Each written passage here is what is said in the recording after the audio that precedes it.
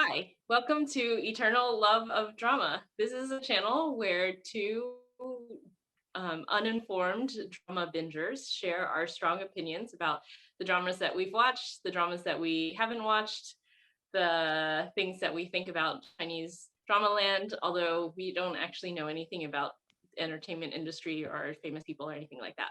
So if you also like to watch dramas and make fun of them and talk about things that are amusing or not, then subscribe to our channel.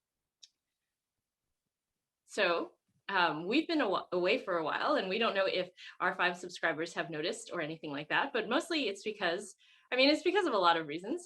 We've had a pretty busy summer. We've both started traveling again for work and for fun and doing lots of other social activities outside in a socially distanced and appropriately maxed and vast way. So we haven't really watched a lot of Chinese drama. And I think there are other reasons why we haven't watched a lot of dramas. There hasn't been any drama to watch. We have been learning more about the Chinese drama industry and the Chinese entertainment industry and all the various political and cultural drama, if you will, that is happening IRL that has led to a very sad period of nothing good to watch. So in times where we have been reaching for our Chinese drama, there has been very little that's worth watching, we think. So we've been branching out a little bit. We've been watching K-drama, we've been watching anime, and we've been rewatching some old favorites. Well, let's just say, did we watch anything together? We watched Only Murders together. Only Murders in the Building. It's available on Hulu. We highly recommend it if you have access to Hulu. Funny, good murder mystery, kept you guessing. You wanted to watch the next episode. Definitely waiting for season 2. Excellent cast. Yes. Okay, so let's start with K-drama. And this is not a K-drama channel. We don't know any Korean. We know even less about the Korean drama industry. So I'll just say what I watched in one sentence. So basically, I watched Squid Games, just like every person in the universe. It was definitely really intense. It was really violent. But the storytelling was also really good. And I think in conclusion, I'm not upset that I watched it, but I don't need to see season 2. How about you? I'm a hard pass on Squid Games for the aforementioned things. I watched one called Navalera that I loved. 70-year-old grandpa learning ballet, the cutest thing ever. So highly recommend on Netflix. Great. So, and then I think there's been like a really long list of dramas that we have watched and abandoned, and we couldn't even remember what all of them were, but they were like the same drama. Let's talk about rejects. Rejects time. It was such a wasteland. Okay, so we tried to do this list. Okay, so you dabbled in Jean Joling. Most of these things that I dabbled in, what I do is I watch like 4 if I can, 1, 2, and then like however many I can stomach, and then I will go and watch the end because I'm a person that likes closure. So I will watch the last episode so that I can know that the very predictable thing that I know is already going to happen, it did in fact happen. So I watched Dream Joling. It was fine. Outrageous expectations of like suspension of reality, because it's one of those things where like for no apparent reason somebody has to sacrifice their life, and then there's like a face swap, body swap situation, and the rest of the drama is just, and that happens like in the beginning, and then the rest is just like same plot as all these other ones. I also dabbled. Okay.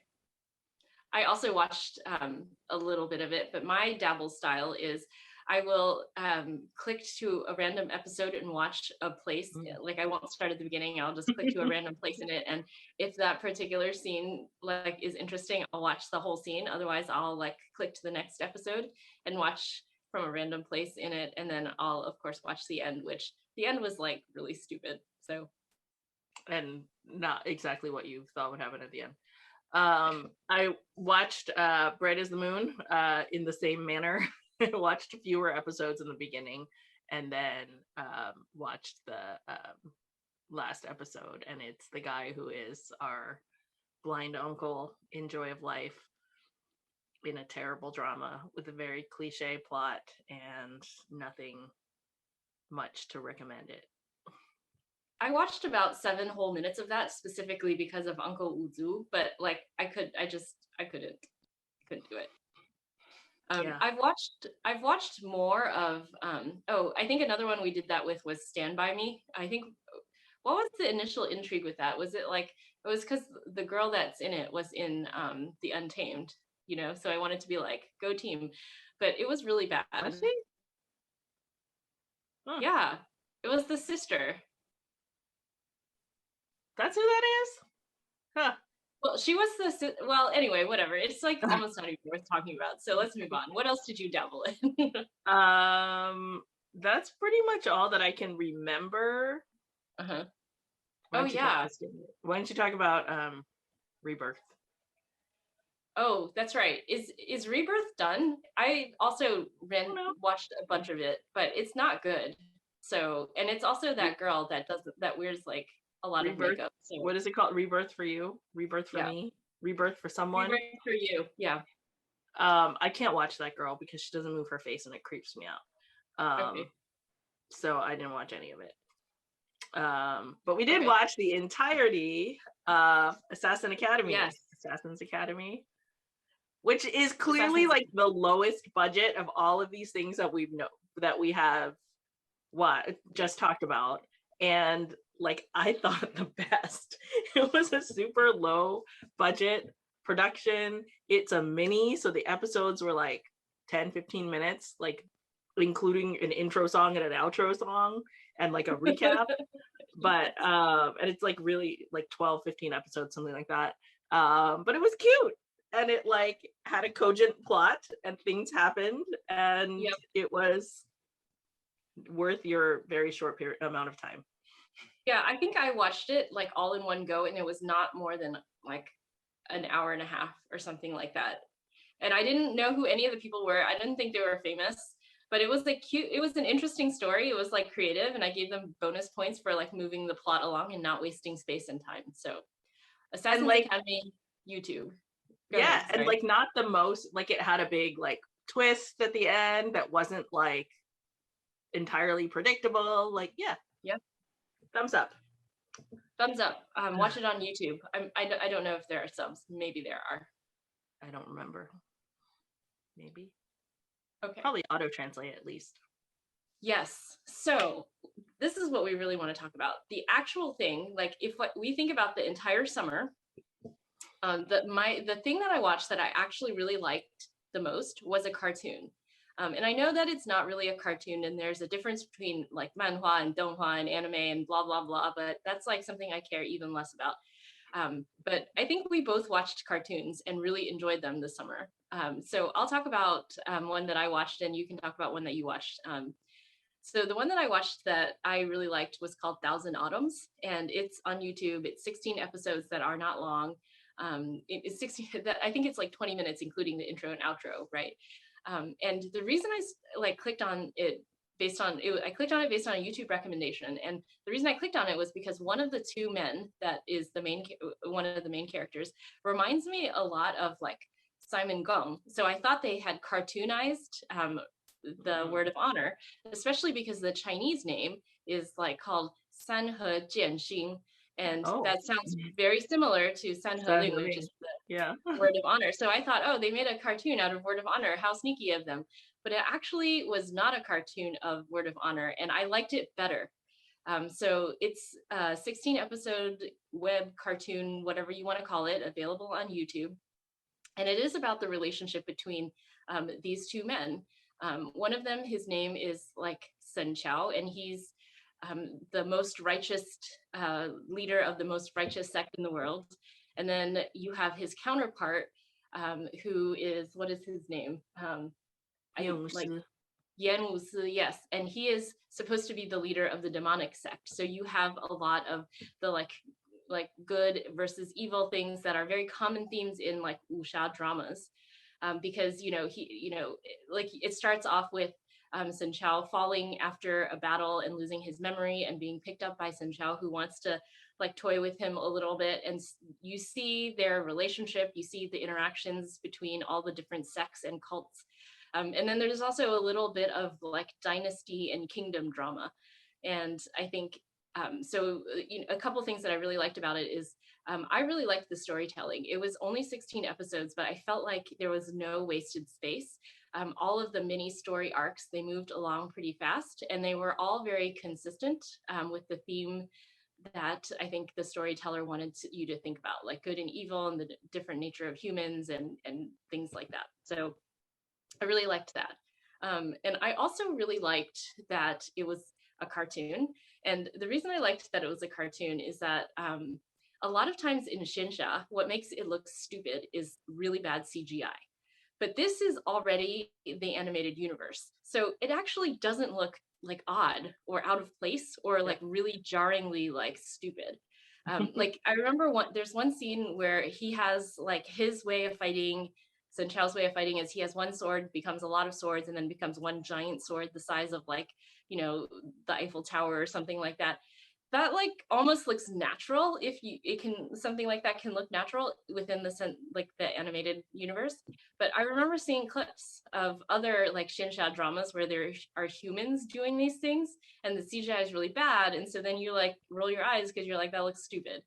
And then a lot of the like hand gesturing with like tendrils of light coming out look really stupid in real life, but like animated, it looks great. It like looks natural and okay. So I actually thought that worked really well. And I will say this, because I mistakenly thought this was going to be Word of Honor, I like a little bit rolled my eyes because I think of all the reasons that we talked about in our Word of Honor review, but I really liked the way that they developed the relationship between the two main leads in this. I believed that they had a growing relationship and that at the end they had something that wasn't like absolute devotion to each other, but a very complicated respect. Boy. And I'm not going to spoil it for you because you haven't finished it yet, but I think I have heard on the interwebs that there will be a season 2. So like that, you just keep that in the back of your mind. So anyway, I believed the development of the relationship and that it wasn't as simple because human relationships really are not simple. And I think they reflected that well. So that is like, if you are looking for something to pass time, Thousand Autumns, I would recommend. I have watched somewhere close to half of it, and I agree with a lot of your points. I think that like it is like kind of the classic, the good people, the people that are allegedly good, like may actually be not so great, and the people that people think are bad are not so great. But I also think what I really like so far about it, and I'm only like halfway through, is that like sometimes I feel like there's so many storylines where like the bad person like meets someone instantly falls in love with them and like changes who they are because of like this like one encounter with a person, right? And I think that what you're saying about like the actual development of the story and the characters like actually being true to who they are as they become in relationship with one another, I think that's really cool. My one critique of it so far is that I don't like the women characters are shitty. Like, yes, there's no good women characters that aren't like ridiculous. So that's my one critique of it. But I'm also very much enjoying it. It's really good. I enjoy the CGI in animation. It totally fits. It does not look stupid and doesn't become outdated the second they make it. So the other one we want to, so I haven't finished it, but also really like it. The other one we were going to talk about is Heaven Official's Blessing. So Heaven Official's Blessing is on Netflix, and there are, of course, many rumors of production of a live action, but remains to be seen due to political drama. But so it's based on a Chinese novel, and it's a story of Xielian, who was once a human and then became the crown prince of the like heavenly kingdom, but then gets banished because he is like overly involved in the lives and trials and tribulations of mortals. Eventually he goes back to heaven, but all the other gods sort of like shun him or ignore him, and he gets sent on this task to go to the earth and solve a mystery about these brides who disappear while on their wedding procession. During that investigation, he meets Huateng, who is like the blood rain on flowers, fearsome king of ghosts. There's like 4 big kings of ghosts, and he's one of them. And everybody keeps telling him to stay away from Huateng because he's evil. But he keeps like having these interactions with him that show him otherwise, and they start to like get to know each other better and spend time together. I'll just open with one like short, it's not really a critique, but a warning that the Netflix series, the one like season that's on Netflix, it just like it's a very short like piece. It doesn't feel like a complete story. It's sort of like the intro to these 2 characters, and then you're like, okay, and then what? Give me more. How many episodes is on Netflix so far? So I've gotten as far as episode 7, I think. It's not very many. It's not very many. I don't know, but it's not very many, and there is definitely like more to the story. It just like they didn't make that much or release that much on Netflix. I don't know. But I really enjoyed it. I think that like both Thousand Autumns and Heaven Official's Blessing like are very like they're very like similar plots to the Untamed and its source like book, but like it's the idea of like one person from a holy sect and then one person from like an evil sect and how they come together and BL whatever. And so I think that the plots like sometimes get a little bit similar for me, but I don't know, like I think this one is also really well done. It's cute and the characters are like interesting and fun and likable. So I would really look forward to watching more of this, and who knows, maybe we'll get a live action one day. I don't know. I mean, I heard rumors that they are filming it or they have filmed it, or I don't know.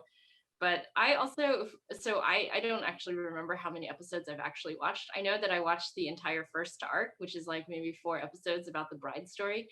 And I think that I really appreciated that not all the women were stupid. So to your earlier point, they actually used women, I think, well in this.